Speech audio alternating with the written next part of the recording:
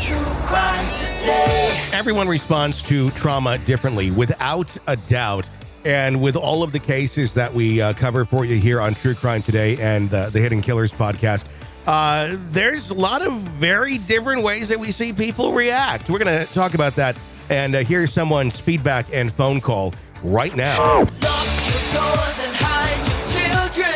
True crime today. If you want to weigh in on any of the cases that we're covering for you, we'd love to hear from you and have some conversation about it. 888-5-KILLER is the phone number. 888-554-5537 is that phone number. Stacey Cole with me today. And we're going to take a call here talking specifically about trauma response. Let's go right into that, and then we can chat about it after we hear this feedback. Hi. Hi, my name is Carol. I'm calling from Texas, and I sent in a message over Twitter a few weeks ago about this, but it was never read, so I thought I would call. And it's about Alex Murdaugh and and his 911 call and that initial interview in the police vehicle. I know there have been witnesses on the show, experts on the show who have made the comment, everyone reacts to trauma in different ways. And it's absolutely true. But then the next person will come on, and not just there, all over social media saying, that's not how I would act if I just found, my loved one's murdered, or that's not how a person would act.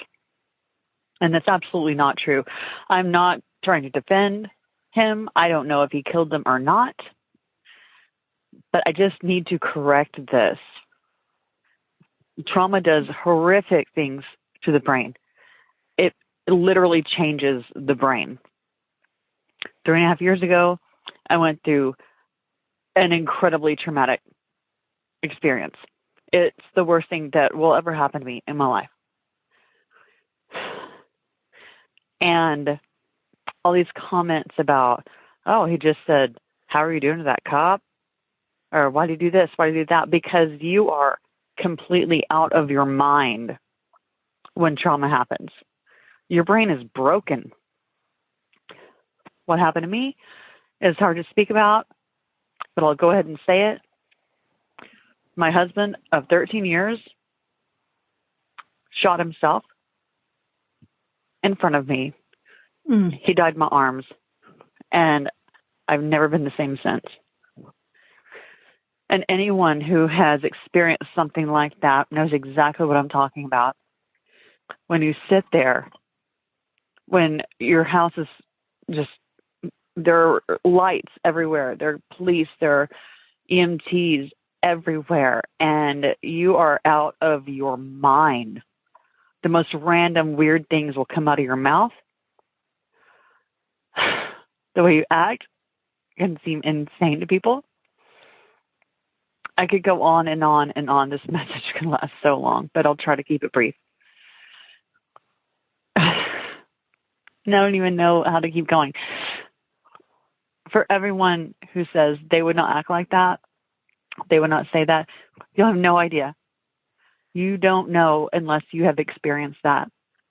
And it is good that you don't understand. You don't want to understand. You don't want to relate to it. But every time I hear people say that, I'm not the only one who's experienced this. But every time I hear people say that, yeah, it does a great disservice and disrespect to those who have gone through it. The way I was that night, if there were a camera on me for the whole world to see, they would be saying the same thing about me. It's terrifying. Your brain is broken. Some studies are starting to show that the brain physically changes shape. Mm-hmm. It does. So unless this has happened to you, like, you have no idea how horrific it is. I remember sitting on the porch and all the police, all the EMTs were taking care of me, except for this one cop who just stared at me the whole time. And while I was going back and forth between like detachment and reality, I realized this cop thinks I did it. Oh my God, this cop thinks I did it. When I was in the police car during my interview, I would start rambling about something completely unrelated. And I look back now, I'm like, that sounded crazy. Having to do a gunpowder residue test, a swab, terrifying. Not something you should have to worry about when going through something so traumatic. So I just ask,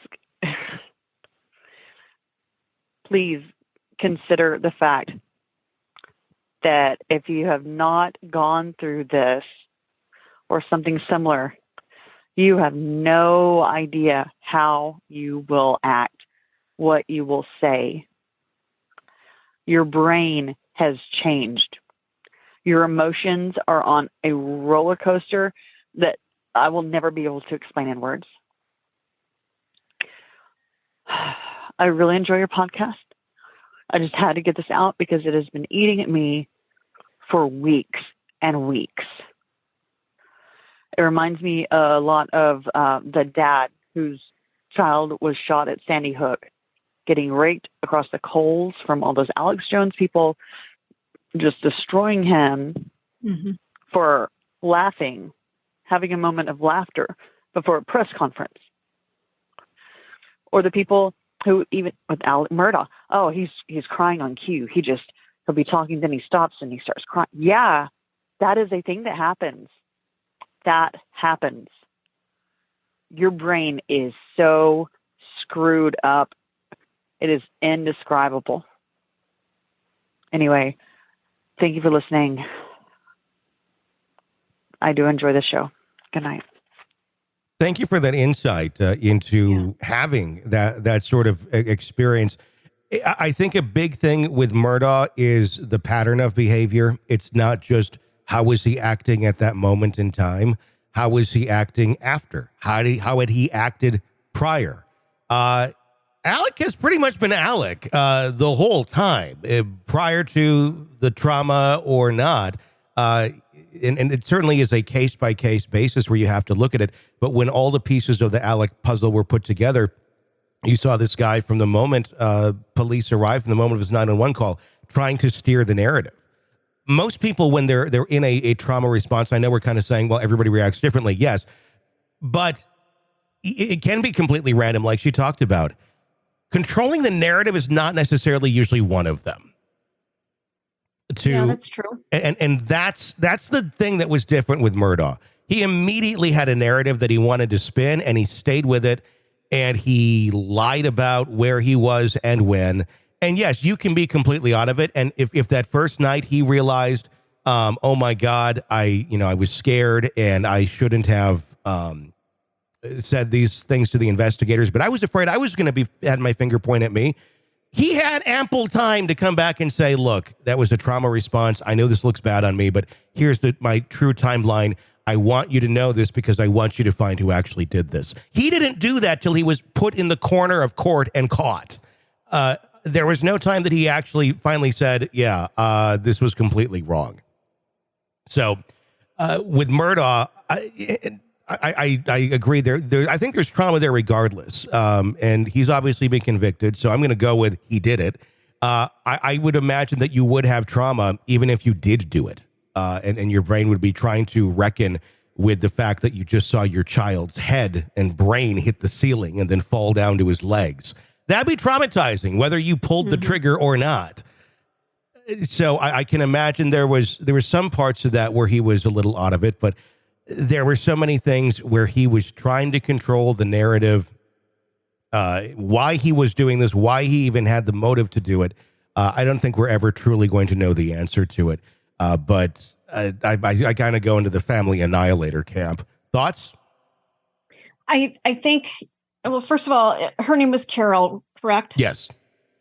And a horrifically sad story, and I'm so sorry, Carol, that you went through that. And yes, trauma does change a person. It changes the brain.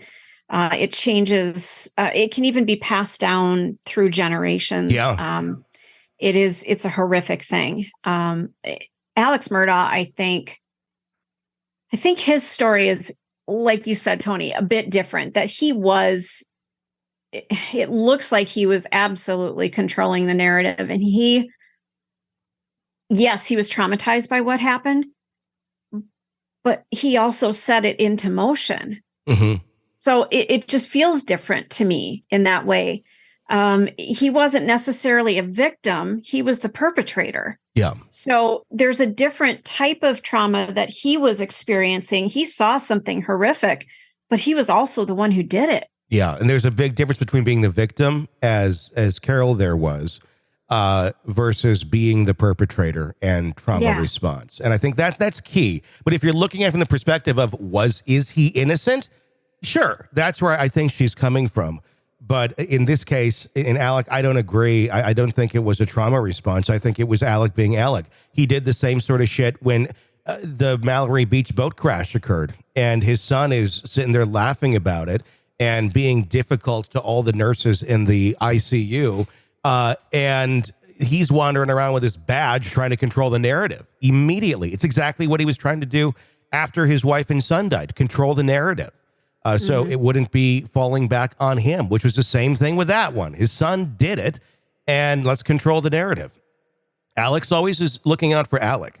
And I think some people, maybe it is a product of trauma response. I don't know what would have happened to Alec in his life, or what trauma happened beyond the murder here. If something happened in childhood where it's just, maybe that's shut down. Maybe there is no trauma response at some point for some people, because they're almost always acting in trauma response mode where things don't quite make up. They're going to say whatever they need to at the moment to get through it, and don't really realize the repercussions, or don't care because that part of the calculation of the brain's not working right.